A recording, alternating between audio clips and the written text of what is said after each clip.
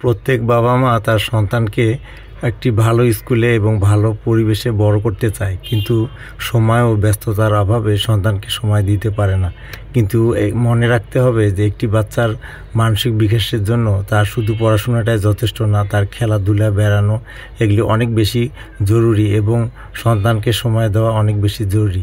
বাবা-মারা হয়তো বা ব্যস্ততার জন্য সন্তানকে সময় দিতে পারে না, কিন্তু তাদেরকে একটু সময়, একটু সঙ্গ দিলে তারা মানসিকভাবে অনেক বেশি ভালোভাবে তারা বেড়ে ওঠে এবং তার মন মানসিকতা বড় হয়ে ওঠে। কারণ সন্তানের মানসিক বিকাশের জন্য বাবা-মার পাশাপাশি থাকা এবং তাদের সাথে সঙ্গ দেওয়া এটা অনেক বেশি জরুরি।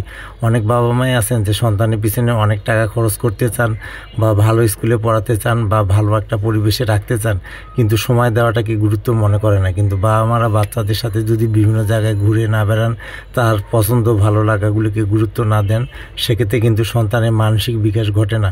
মানসিক বিকাশ হওয়ার জন্য সন্তানের সাথে সব সময় যতটা সম্ভব সময় দেওয়া এবং তাদের ভালো লাগে মূল্যায়ন করা খুব জরুরি।